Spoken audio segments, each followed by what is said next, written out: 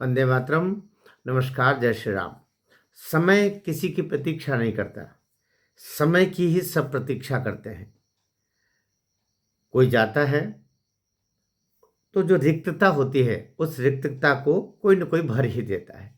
कुछ लोग तो इसमें भी अवसर की तलाश करने लगते हैं। राजनीति के क्षेत्र में ऐसा अक्सर पाया जाता है कि किसी के जाते ही बाहर के तो बाहर के, भीतर के लोग अर्थात परिवार के लोग तक उसमें अवसर की तलाश जुटाने लगते हैं और ये सोचते हैं कि इसकी अधिकतम प्राप्ति जगह की किसको हो। अभी बात अजित पवार की चल रही है। अजित पवार का जाना दुखद है और पूरा देश स्तब्ध है। जिस तरह माधवराज सिंधिया के हेलीकॉप्टर दुर्घटना में एक शोक की लहर आई थी, हमारे तीनों सेनाओं के प्रमुख, उनका लगभग 1-1.5 साल 2 साल ही हुआ होगा, ये अभी 2-3 साल हो गया शायद, उनका जाना भी इसी तरीके से हेलीकॉप्टर से दक्षिण भारत में एक स्थल पर वो जा रहे थे, तो दुखद होता है। राजनीति की बात कर रहे हैं। अजित पवार एनसीपी के बड़े नेता थे।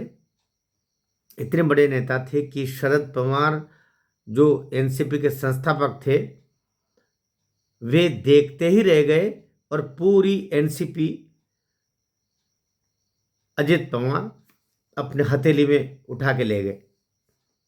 एक बार वो शपथ भी उप मुख्यमंत्री के रूप में ली, देवेंद्र फडणवीस मुख्यमंत्री और ये उप मुख्यमंत्री।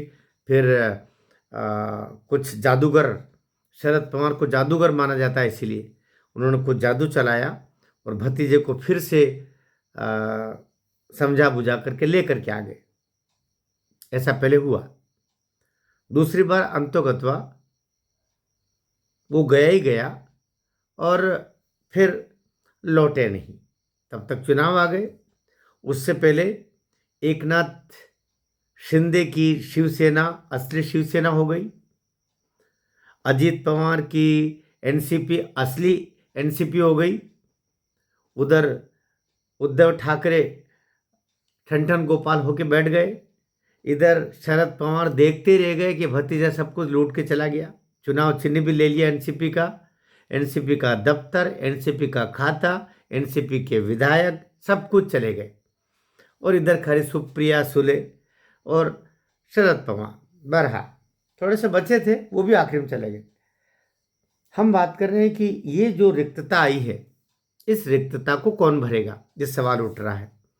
उनकी धर्मपत्नी है, अजित पवार की धर्मपत्नी सुनेत्रा जी पवार, वे राजनीति की समझ रखने वाली महिला है। उनके जो भाई हैं वे पूर्व मंत्री रहे हैं, पदम सिंह जी, ये उनकी बहन है। और बेटा पार्थ नवीन तो सांसद रह चुका है एनसीपी से। जय पवार भी राजनीति में सक्रिय है। ये तो हो गए परिवार के लोग। इधर प्रफुल्ल पटेल एनसीपी के ही बड़े दबंग नेता है। अगर बाहर से कहें कि कौन संभालेगा एनसीपी को, तो इस एनसीपी को संभालने के लिए इतने लोग सामने आ गए। परिवारवाद की अगर बात कहें तो फिर सुनेत्रा जी है और पार्थ है, और अगर बाहर से देखें दबंगता में, अनुभव में, प्रफुल्ल पटेल है। लेकिन सुप्रिया सुले को इसमें कुछ मिलने वाला नहीं है। अगर सुप्रिया सुले कुछ भी इस समय तोड़फोड़ का कुछ सोचती भी है तो वो बहुत बड़े नुकसान में रहेगी। थोड़ी बहुत जो प्रतिष्ठा शरद पवार की बची भी होगी वो भी खत्म हो जाएगी। इसलिए जो कब्जा है वो तो इनका ही रहेगा, सुनेत्रा जी का ही रहेगा, अर्थात अजित पवार जी की पत्नी का ही रहेगा, मुझे जहाँ तक लगता है। प्रफुल्ल पटेल हो सकता है एक छोटा सा ग्रुप लेकर के और वो तोड़फोड़ कर दें। अभी बीएमसी में तो उसके पास कुछ है नहीं, लेकिन बाकी अभी विधान परिषद में भी कोई ज़्यादा कुछ है नहीं। इधर जो स्थानीय परिषदों के चुनाव हुए उसमें कुछ कुछ जगह पर हैं, लेकिन वहाँ बहुत उपलब्धिकारक कुछ नहीं रहा। दरअसल इन स्थानीय निकाय चुनावों में अजीत पवार जिस तरीके से अपने काका शरद पवार के साथ मिलकर चुनाव लड़ रहे थे, इससे उनकी विश्वसनीयता भी दांव पे लग गई थी और उनके विधायक और उनके तथाकथित पार्षदों को भी समझ में नहीं आ रहा था कि हम क्या करें। हम देवेंद्र फडणवीस का विरोध करें या हम कांग्रेस का सपोर्ट करें, क्योंकि अगर शरद पवार के साथ मिलते हैं तो फिर कांग्रेस हो गया, तो हम महायुति की तरफ है कि महागठबंधन की तरफ। ये कंफ्यूजन भी था। बहरहाल अब अजित दादा नहीं रहे हैं, तो अब मुझे लगता है सुनेत्रा जी पवार अब संभालेगी और बेटा पार्थ वो सारा काम देखेगा। लेकिन ये परिवारवाद का ही एक नमूना होगा। ये कहाँ तक सफल होते हैं ये तो फिर समय बताएगा।